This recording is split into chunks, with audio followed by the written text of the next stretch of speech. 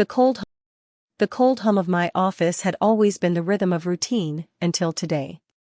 My screen flickered with numbers that used to represent our dreams, now reduced to a haunting zero. 12 years of marriage, savings, sacrifices, gone. Liam didn't just walk out. He looted our life, funneled it into an offshore account named Liam's New Start Ventures. His new beginning came at the price of my ruin. But he made one fatal mistake: he underestimated me. What he stole was money. What I'm about to take is everything. Before I reveal how it all unfolded, drop where you're watching from in the comments, and hit like and subscribe if you've ever been betrayed and refused to stay broken. This is for us, the ones who rise. My name is Vivian, and for the past 12 years, my life with Liam had been a carefully constructed symphony of ambition, shared dreams, and quiet contentment. I'm 38 years old, a senior financial strategist at a leading investment bank in downtown Manhattan, a city whose relentless energy and dizzying complexity I navigated with precision and quiet confidence. My days began precisely at 5 a.m., with the gentle alarm on my phone ushering in the pre-dawn stillness. I'd slip out of bed, careful not to disturb Liam, my husband, whose schedule as a high-level executive at a thriving tech startup was often equally demanding and unpredictable. The ritual was sacred, a quiet moment with a freshly brewed cup of robust black coffee, its rich aroma a comforting anchor in the morning haze, while I meticulously reviewed global market reports and drafted complex financial forecasts in my leather-bound journal. My work was my passion. I thrived on the high-stakes analyses, the intellectual chess game of predicting market shifts, the creative challenge of structuring multi-million-dollar deals that transformed abstract potential into tangible, real-world growth. The sterile hum of the corporate office, the focused energy of my brilliant colleagues, the rapid-fire buzz of collaboration in glass-walled conference rooms, it was all a vital part of who I was. I found a profound sense of purpose in shaping economic landscapes, in guiding fortunes, in contributing to the invisible currents that moved the world. Liam and I had met in business school at Wharton, two ambitious idealists navigating the demanding curriculum and the cutthroat landscape of corporate finance. He was charismatic, with a quick wit and an uncanny ability to charm anyone he met. I was drawn to his boundless optimism, his infectious laugh, and the way his eyes sparkled when he talked about disrupting traditional industries. Our relationship grew organically, rooted in shared intellectual curiosity, mutual respect for each other's entrepreneurial spirit, and a deep, unspoken understanding of the sacrifices required to build a successful career in a demanding city. After graduation, we moved into a spacious, light-filled condo in Tribeca, a space we slowly and lovingly designed ourselves, blending minimalist aesthetics with warm, inviting textures. We spent our weekends exploring the city's hidden gems, discovering new art galleries in Chelsea, or indulging in long, leisurely brunches in Greenwich Village. The vibrant street sounds a constant backdrop to our quiet conversations. Sometimes, we'd just curl up on the plush sofa, sharing a bottle of fine wine while discussing our latest deals, debating the future of AI, or getting lost in a thought-provoking documentary about global trade. We talked about building a life together, a life rich in experiences rather than excessive material possessions. We envisioned a future where we could travel extensively, perhaps establish our own venture capital fund someday, a fund dedicated to ethical and sustainable innovation. We were diligent savers, meticulously setting aside a significant portion of each paycheck into a joint investment account, watching it grow with a shared sense of accomplishment and anticipation. That account, affectionately dubbed our Future Legacy Fund, represented everything we were building: our freedom, our security, our shared aspirations, a foundation for the thriving future we envisioned, one built on trust and mutual effort. Our evenings were a cherished sanctuary from the relentless demands of our respective careers. Liam, often immersed in intricate algorithms and high-pressure tech pitches, found genuine joy in the simple rhythm of our home life. We'd take turns cooking, his adventurous culinary experiments often contrasting with my more traditional, comforting dishes. The rhythmic chop of vegetables, the sizzling of olive oil in the pan, the gentle clatter of ceramic plates, and the easy banter flowing between us, these were the small, precious moments that intricately wove the fabric of our everyday. We'd curl up on the plush sofa, sharing a bottle of fine, aged wine while discussing our day, debating the latest market trends, or getting lost in a thought-provoking documentary about global economies. He was my sounding board, my gentle critic, the one who saw beyond my professional facade to the sensitive, sometimes vulnerable, woman beneath. I trusted him implicitly, believed in our partnership, in the unspoken vows we had made through countless shared moments of laughter and quiet understanding. My dedication to my work was partly for our collective future, for the profound financial security that my working-class parents had always emphasized as the bedrock of a stable life, a stark contrast to the financial struggles they had faced.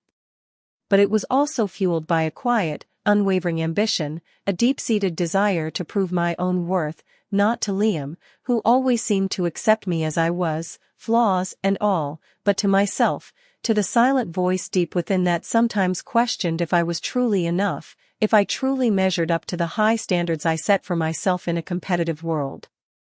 We were a team, a quiet force against the world, building our future, brick by painstaking brick, a testament to our enduring partnership. I truly believed we were building something beautiful, lasting, and profoundly equitable together. The first subtle shifts began almost imperceptibly, like tiny, hairline cracks forming in the elegant facade of a seemingly indestructible skyscraper. It started around 14 months ago, so subtle that I initially dismissed them as stress, perhaps a new, more demanding phase in Liam's ever-accelerating career at his tech startup, or even just my own innate tendency to analyze and overthink everything. Liam, usually so transparent about his work, eager to share a new tech breakthrough or a particularly elegant coding solution he'd devised, began to become more guarded. When I'd inquire about his day, he'd offer vague, dismissive answers, sometimes even a flicker of irritation crossing his face. Just deep in the code, Vivian. It's complex. You wouldn't understand the nuances of blockchain. The clarity I craved was replaced by frustrating, opaque evasiveness. His phone, once habitually left carelessly on the kitchen counter or tossed onto the sofa cushion during our evenings, began to accompany him everywhere, a constant, almost obsessive presence in his hand. He'd check it furtively, a quick glance and then a swift return to his pocket, or he'd turn the screen away from me whenever a notification popped up, a subtle but distinct shift in his behavior that gnawed at my subconscious. The chime of an incoming text message, once a harmless notification, now sent a tiny, almost imperceptible shiver down my spine, a whisper of unease I couldn't quite shake, a discordant note in our otherwise harmonious routine, an unsettling vibration in the silent symphony of our life. He started working late more frequently, not just the usual predictable client demos or last-minute funding rounds that I understood and respected, but spontaneous, almost frantic bursts of inspiration that kept him out until the early hours of the morning, sometimes even leading to him staying at the office to avoid traffic. He'd offer flimsy excuses about critical server updates or unexpected algorithm debugging, explanations that, to my highly logical, analytical mind, felt just a little too convenient, a little too rehearsed, lacking the genuine technical details he used to share so enthusiastically. And then there was the growing emotional distance that started to creep into our intimacy. He'd become less affectionate, less present, his touch fleeting, his gaze often distant, lost in thoughts he wouldn't share with me. When I'd try to bridge the gap, to pull him closer, to rekindle the spark that once burned so brightly, he'd invent a sudden headache, a pressing work problem he needed to solve immediately, or simply drift off to sleep, leaving me staring at the ceiling, the chasm between us widening with every unspoken word, every unanswered question, every missed opportunity for genuine connection.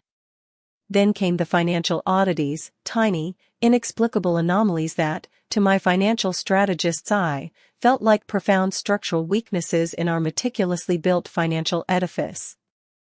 Small, recurring payments to unfamiliar vendors appeared on our joint credit card statements, expenses for things he couldn't quite explain, or that he'd attribute to vague business development or startup costs that never quite made sense for an established executive at his level. My questions about these mysterious expenditures were met with increasing defensiveness, even outright anger. "Are you auditing me now, Vivian? Do you not trust me? You're obsessing over pennies." His accusations stung, pushing me back, making me question my own intuition, making me feel like the jealous, unreasonable, overly cautious wife. I tried, desperately, to rationalize it away, telling myself it was just the stress of his accelerating career, or perhaps a new, unknown side of his creative process.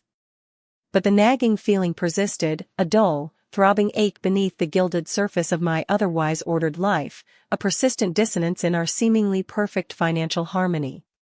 The mini-climax, the first undeniable, agonizing crack in the foundation of my meticulously constructed reality, came on a crisp autumn morning, just a few weeks ago. I was working from home, nursing a persistent, dull headache that mirrored the ache in my heart, trying to focus on a complex financial risk assessment for a new client, when Liam's phone buzzed on the kitchen counter. He had, for once, left it unattended while he stepped out to grab his daily artisanal coffee. It was a text message, flashing briefly on the lock screen, a name instantly catching my eye, Chloe. My stomach clenched. Then, beneath her name, a snippet of the message: "Thanks for the vacation last week, darling. The private beach was amazing. Leo loved the surf lessons." My breath hitched in my throat, a cold, sharp intake of air that felt like shattered glass. Vacation? Last week? He'd told me he was at a tech conference in Austin. Leo? The name was completely unfamiliar, a foreign, jarring intrusion into the sacred space of our shared life. A cold dread, far more chilling than any New York winter, seeped into my veins, paralyzing me. I clicked on the message, my fingers trembling so violently I almost missed the cursor. The full text message read, "Thanks for the vacation last week, darling. The private beach in Tulum was amazing. Leo loved the surf lessons. Can't wait for our new start in Miami." My heart slammed against my ribs, a frantic, desperate bird trapped in a cage. Tulum. Miami. Leo. The world tilted violently on its axis. The familiar, comforting hum of the refrigerator, the gentle, rhythmic ticking of the grandfather clock in the hall, all became deafening, oppressive. A wave of nausea rose from deep within me, bitter and metallic, filling my mouth. My analytical mind, usually so adept at dissecting complex financial data and identifying precise patterns, struggled, desperately, to make sense of this new, horrifying input. It was a betrayal, stark, undeniable, and brutally laid bare in a single, damning text message. Every subtle sign I had observed, every late night, every lingering floral scent, every inexplicable argument, every defensive financial retort, they all clicked, sickeningly, into place, forming a coherent, agonizing picture of calculated deceit. The quiet, grounded life I had so carefully, painstakingly built, was not just cold, it was crumbling into dust around me. The shock was a physical blow, a cold, hard knot tightening excruciatingly in my stomach until I thought I might vomit. The anger came next, a white-hot flash that threatened to consume every fiber of my being, leaving only scorched earth in its wake. But beneath it all was a profound, aching pain, a deep, gaping wound inflicted by the knowledge that the person I had loved, trusted implicitly, and built my entire future with, was capable of such cold, calculated cruelty. 12 years. 12 years of building a life together, of trusting without question, of sacrificing my own desires for our shared future, for our future children, all for this? To be replaced by a secret family, a secret child named Leo, a secret life in Miami, a new start funded by our shared dreams? My mind reeled, a whirlwind of shattered memories and agonizing questions. The urge to confront him, to scream until my throat was raw, to shatter the illusion immediately, to watch his composure crack and crumble, to inflict a fraction of the pain he had caused, was almost unbearable. But something, a flicker of something stronger, a quiet, almost imperceptible voice from the deepest part of my being, stopped me. Perhaps it was the deeply ingrained financial strategist in me, the one who understood that a flawed investment strategy could lead to catastrophic losses, and that a problem must be fully understood, all data points gathered, all risks assessed, before any effective countermove could begin. Or perhaps it was a primal self-preservation instinct, the quiet, insistent knowledge that I needed to protect myself from further, more devastating harm, from the public humiliation that such an outburst might bring. I would not give him the satisfaction of seeing me break, of seeing me reduced to a weeping, pathetic victim. My composure would be my shield, my intellect, my sword. I didn't confront Liam that morning, or the next. Instead, I moved through our shared Tribeca condo like a ghost, each familiar object a stark, mocking reminder of the insidious lie. The meticulously designed kitchen, now a symbol of his deceptive culinary experiments. The lingering scent of his new cologne, now infused with the bitter tang of betrayal. The small, framed photo of us smiling on a cruise ship in the Mediterranean, our faces blissfully unaware of the cracks already forming beneath the surface, the betrayal lurking just beneath the waves. Each detail twisted the knife in my gut, a slow, agonizing turn, deepening the wound. I spent agonizing, sleepless hours poring over old bank statements, meticulously checking every line item on credit card bills, desperately searching for any other hidden anomalies, any other proof that this wasn't just a fleeting mistake, a one-time lapse in judgment. Then I found it, a series of recurring payments to a private school in Miami, under the name Leo Peterson. Peterson. Not Liam's last name. The school's website showed a parent portal, a calendar, a photo of a smiling boy who looked undeniably like Liam. The puzzle pieces clicked into place, forming a horrifying mosaic of his hidden life. He had been so meticulous, so careful in his deception, but his arrogance had left a trail.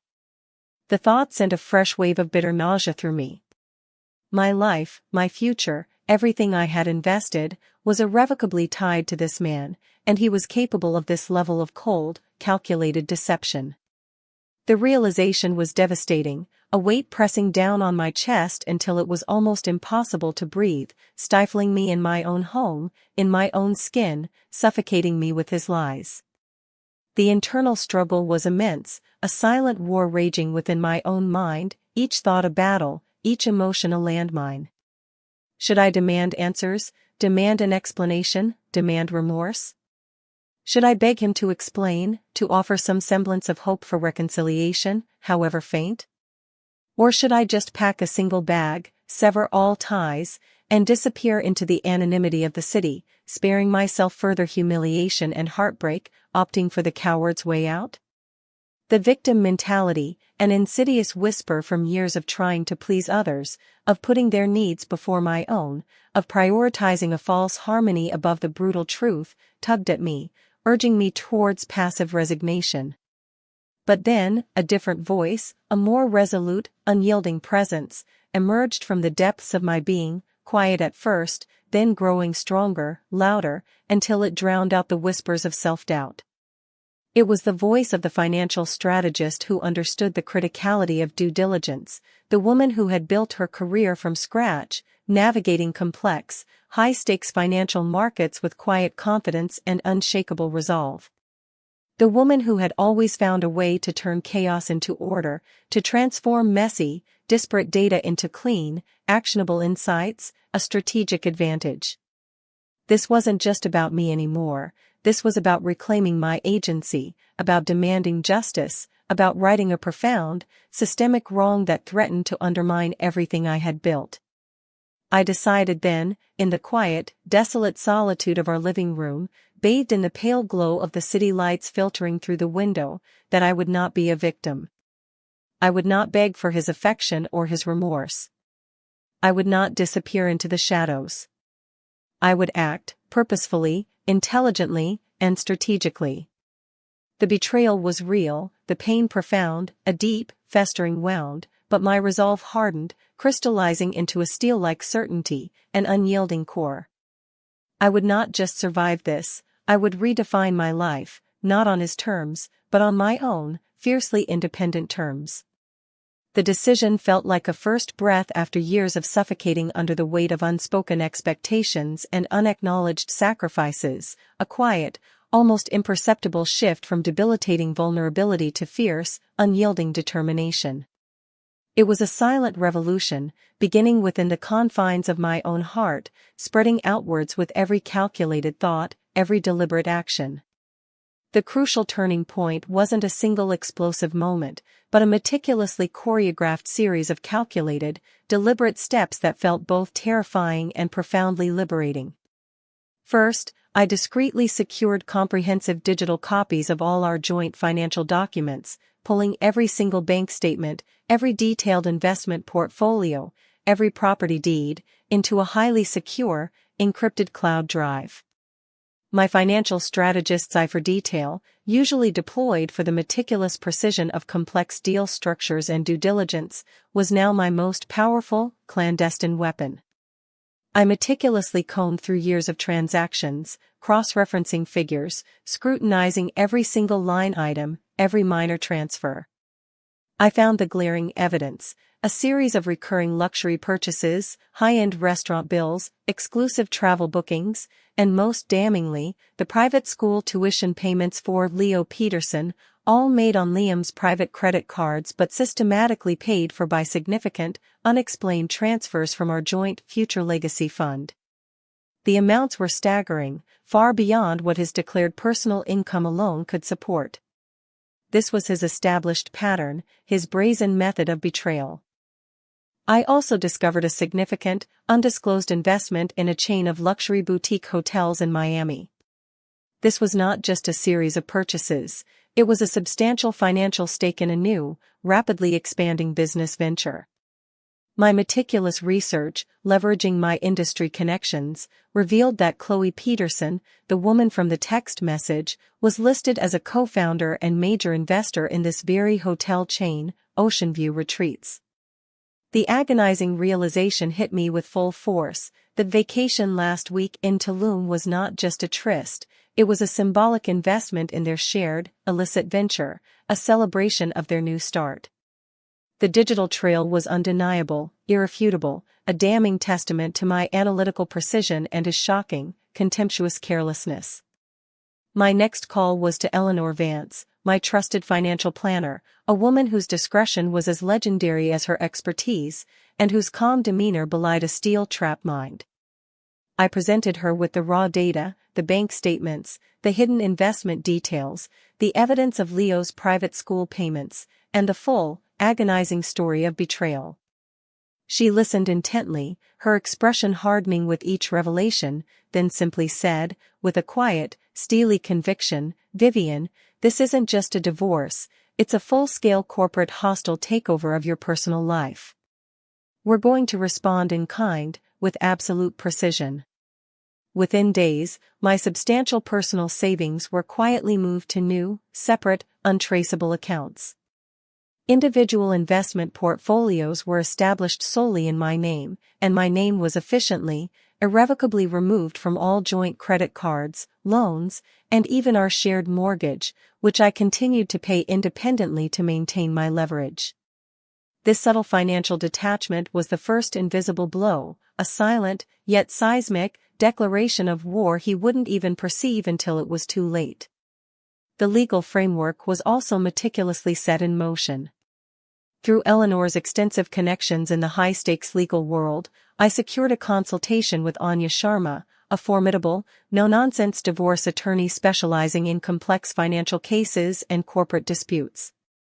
Her reputation for ruthless efficiency, unwavering integrity, and a near-perfect track record was legendary, and after reviewing Brenda's comprehensive audit report, complete with all supporting documents including school records, birth certificates, and investment deeds, Anya smiled thinly, a chilling glint in her sharp eyes, and stated, "Ms. Hayes, we will not just win, we will utterly redefine the term equitable distribution in this city and beyond.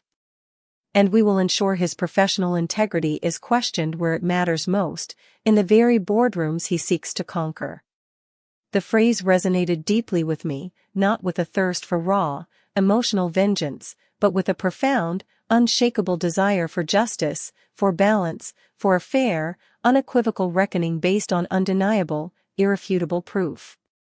I also informed Anya about a crucial, almost poetic, clause in our marriage prenuptial agreement, which Liam, in his youthful arrogance and certainty of his own invincibility, had insisted upon.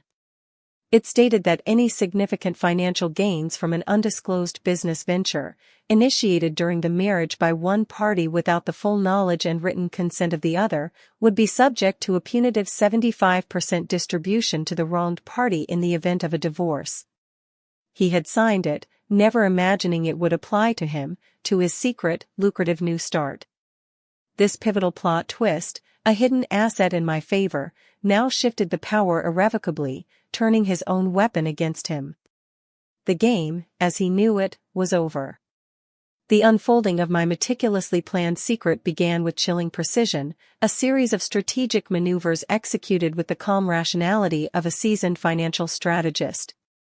While Liam was still basking in the glow of his supposed triumphant new start in Miami, oblivious and arrogant in his self-made illusion of freedom, I was systematically dismantling his meticulously constructed deception, brick by insidious, invisible brick. My first move, meticulously guided by Brenda, the forensic accountant, was to initiate a quiet, yet ruthlessly thorough, forensic audit of all our joint accounts stretching back 5 years. We uncovered a chilling, consistent pattern of small, regular, almost imperceptible withdrawals from our shared future legacy fund, the very funds we had patiently accumulated for our future together, for our dream home, for our hypothetical children.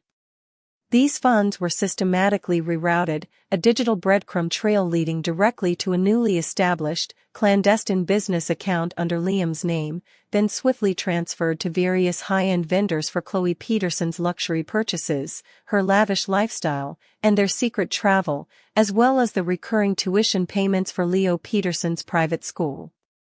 The individual sums weren't astronomical on their own, deliberately designed to evade immediate detection, but cumulatively, they amounted to well over $1.5 million, precisely the exact initial investment and operational costs for Chloe's new luxury hotel chain, Oceanview Retreats, explicitly mentioned in his damning personal financial projections and the corresponding investment deeds. The digital trail was undeniable, irrefutable, a damning testament to my analytical precision and his shocking, contemptuous carelessness. Next, I worked in seamless, silent coordination with Eleanor, my financial planner, to implement a swift and decisive freeze on all remaining joint accounts. The official reason cited was unusual activity flagged by the bank's automated fraud detection system, a convenient, legitimate cover for my deliberate, strategic actions. This was a critical preemptive strike, ensuring he couldn't access further funds, divert more assets, or attempt to hide his illicit gains once my carefully planned actions became unequivocally clear. The legal framework was also meticulously set in motion.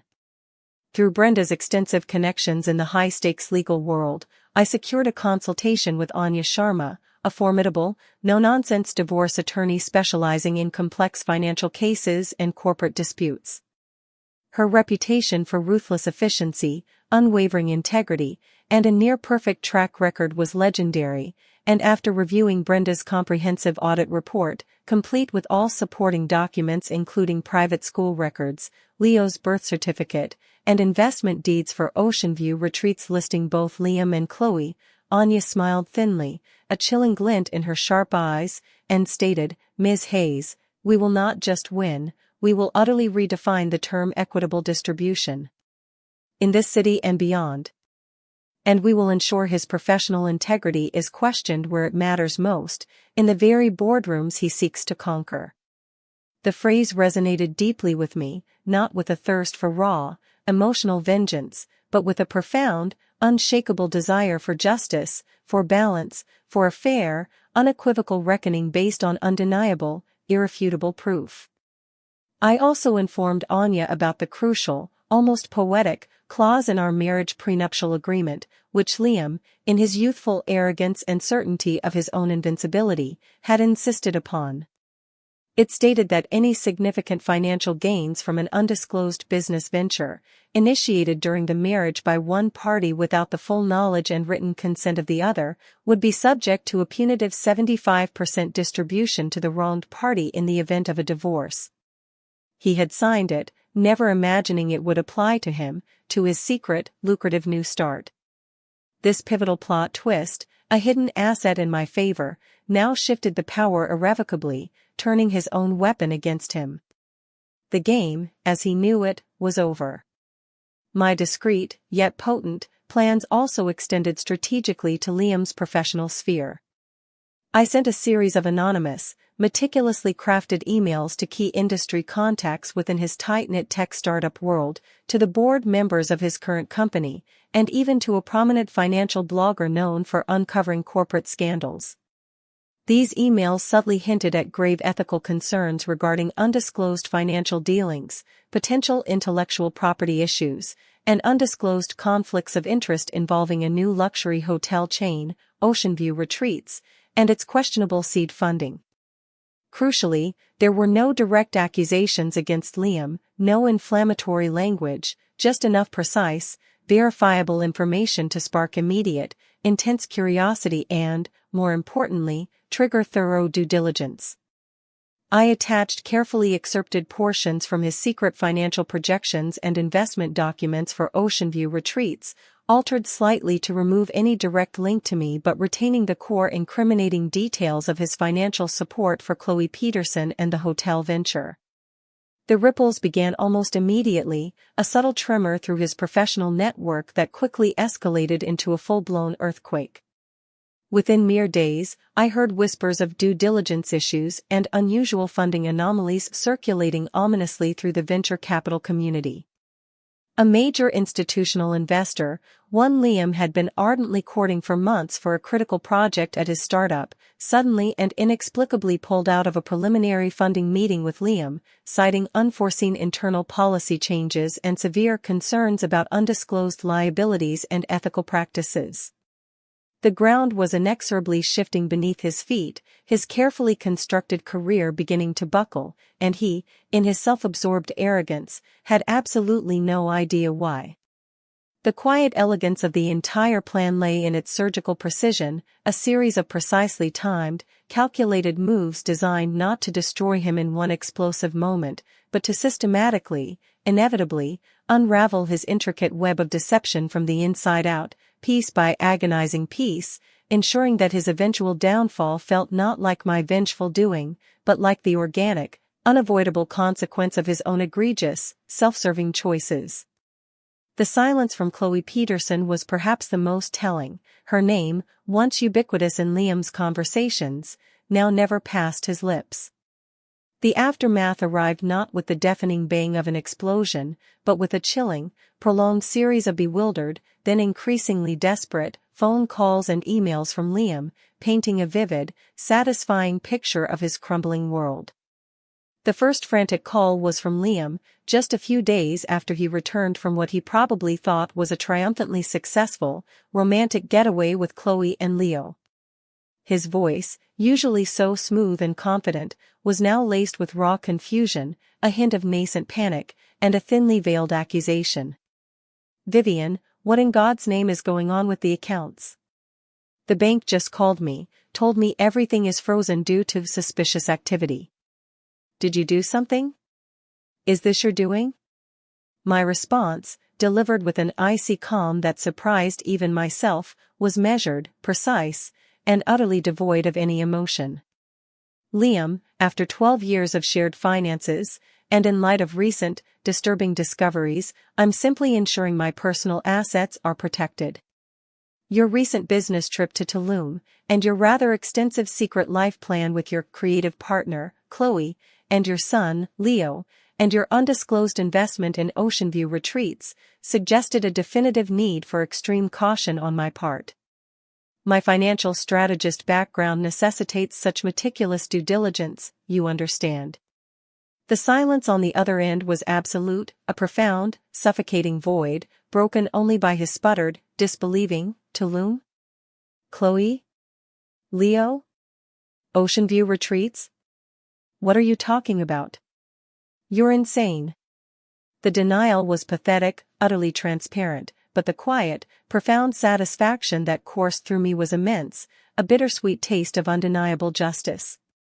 The subsequent communications from Liam escalated quickly, morphing into a volatile mix of seething anger, aggressive bluster, and thinly veiled threats.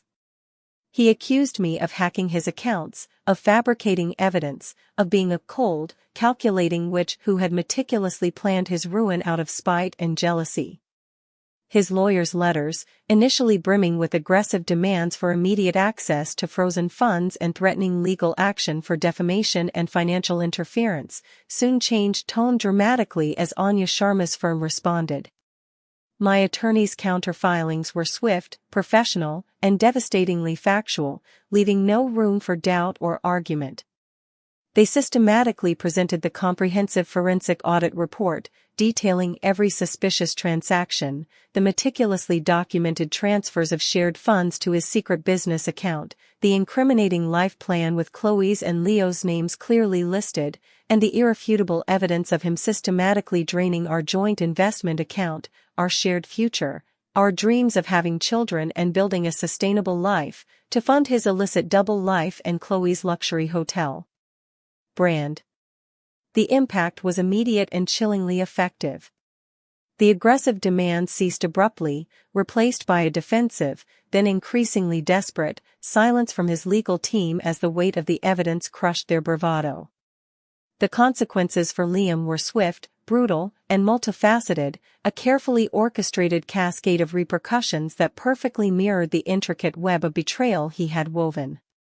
His secret luxury hotel venture, Ocean View Retreats, exposed to potential investors and key industry contacts through my anonymous, yet highly targeted, information leaks and the subsequent media scrutiny, quickly imploded before it even had a chance to gain significant traction. The whispers I had initiated, once subtle, rapidly morphed into widespread public scandal, fueled by his desperate, increasingly frantic attempts to secure new funding against a backdrop of mounting financial and ethical questions. His once respected professional reputation, meticulously built over years in the cutthroat tech startup world, began to fray at the edges, then rapidly unraveled, leaving him exposed and vulnerable. I heard through mutual acquaintances in the tech world that several of his most lucrative freelance clients had quietly, but decisively, terminated their contracts, citing vague unforeseen complications and alignment issues with his firm's ethical standards. His professional network, once robust and extensive, now seemed to shrink with alarming speed, as former colleagues and collaborators distanced themselves from his growing scandal, fearing contagion. His personal life also spectacularly unraveled. Chloe Peterson, apparently far less interested in a creative partner who was now facing imminent legal battles, financial ruin, and public exposure, quickly dissolved their partnership and vanished from the scene, taking Leo with her. Liam was left utterly alone, stripped bare of his illusions, his new start shattered before it ever truly began. The elegant deception he had so carefully constructed, the illusion of a perfect parallel life and a thriving new business, collapsed entirely under the crushing weight of its own lies, leaving him with nothing but a ruined reputation, systematically frozen accounts, a mountain of mounting legal fees, and the bitter taste of public humiliation. It was a downfall of his own making, orchestrated not by my direct hand, but by the relentless, unforgiving exposure of his deceit, a poetic justice that felt profoundly satisfying. For me, the journey was far from easy, despite the profound satisfaction of justice. The emotional toll of the deep, prolonged betrayal, the public and often messy nature of the divorce proceedings, and the constant, draining legal back and forth left me emotionally depleted, physically exhausted, and psychologically vulnerable. There were countless nights when I cried until my eyes were swollen and raw, tears of grief not just for the lost relationship, but for the shattered illusion of a shared future, for the children who would never be, for the years of unwavering trust that had been irrevocably broken. There were days when the exhaustion was so profound I could barely pull myself out of bed, battling a heavy, suffocating fog of despair that clung to me like a shroud. Yet, my support system, a small but fiercely loyal circle of friends and colleagues, rallied around me, a beacon in the darkness. They brought comforting meals, offered endless hours of patient listening, and provided unwavering encouragement, constantly reminding me of my inherent strength, of the formidable woman I was becoming. My therapist, a kind and insightful woman named Dr. Chen, became an invaluable guide, helping me navigate the complex, often turbulent currents of grief, anger, and, eventually, profound resilience. "You're not just surviving, Vivian," she told me during one particularly challenging session, her voice gentle yet firm, "you're actively reclaiming yourself, piece by painful, courageous piece. You are rebuilding your foundation, stronger, more authentic, and more beautiful than ever before, forged in the crucible of this fire." Her words resonated deeply, a quiet, powerful affirmation in the very eye of the storm, a truth I desperately needed to hear and internalize. The legal proceedings were arduous, protracted, and at times, intensely hostile, but ultimately, they culminated in a resounding, definitive victory. The settlement, undeniably bolstered by the irrefutable evidence of Liam's blatant financial malfeasance and the meticulously detailed forensic audit, was overwhelmingly in my favor, ensuring my immediate and long-term financial security and, more importantly, providing a profound, irrefutable sense of undeniable justice. The Tribeca condo Liam and I had once shared, now irrevocably tainted by the bitter memories of his insidious betrayal, was swiftly sold, the proceeds divided according to the terms of the prenup he had so arrogantly signed, a testament to his own hubris. This severed the last tangible, physical link to a life that had been, in retrospect, a carefully constructed illusion. It was a definitive, liberating break, a clean, surgical cut from a toxic past, allowing fresh air to finally permeate my space, a new dawn in my life. The ultimate rise, for me, wasn't about external displays of newfound wealth or public shaming, though the poetic justice of Liam's spectacular downfall was undeniably, deliciously satisfying. It was, rather, a profound internal transformation, a hard-won affirmation of self-worth that had been buried deep beneath years of unconsciously seeking external validation, of molding myself to fit others' expectations, of prioritizing a false harmony above the brutal truth of my own reality. I bought a new apartment, deliberately smaller than our old condo, yet filled with an abundance of natural light, the invigorating scent of fresh paint, and an overwhelming sense of quiet, hard-earned independence. I meticulously designed and decorated it with abstract art that truly spoke to my soul, with towering bookshelves overflowing with literature that nourished my mind, with vibrant, resilient plants that thrived under my consistent, nurturing care. It was a sanctuary, a sacred space that unequivocally reflected my authentic self, unburdened by past expectations or hidden truths. My professional career, far from being derailed by the personal upheaval, flourished with unprecedented vigor. The intense focus, meticulous precision, and unwavering resilience I had honed in battling Liam's insidious deception translated seamlessly into my work, leading to groundbreaking innovative financial strategies and unprecedented success within my firm. I was recognized, not just for my exceptional analytical skills and strategic foresight, but for my profound resilience, my unyielding integrity, and my unwavering commitment to ethical practices, values that now shone brighter than ever before, forged in the crucible of adversity. I began actively mentoring young women in financial strategy and corporate ethics, sharing not just market insights and complex deal structures, but invaluable lessons on self-worth, on the critical importance of setting firm boundaries, and on the quiet power of trusting their own unwavering instincts, even when society, or loved ones, tell them otherwise. It was a way of giving back, of transforming my pain into profound purpose, of ensuring that other women found their voices and their strength sooner than I did. I also joyfully rediscovered old passions that had long been neglected, pushed aside by the relentless demands of a relationship built on illusion and a career pursued for external validation. I enrolled in an advanced photography class, a hobby I'd always loved but had systematically pushed aside during my years of relentless corporate work and exhaustive relationship building. My lens became a powerful new tool, not just for capturing fleeting images, but for truly seeing the world anew, for noticing the inherent beauty in imperfection, for capturing authentic moments of profound truth that had previously eluded me. I traveled extensively, not to escape from a painful past, but to actively explore, to immerse myself fully in vibrant new cultures, to experience the boundless wonders of the world entirely on my own terms, unbound by anyone else's schedule or desires.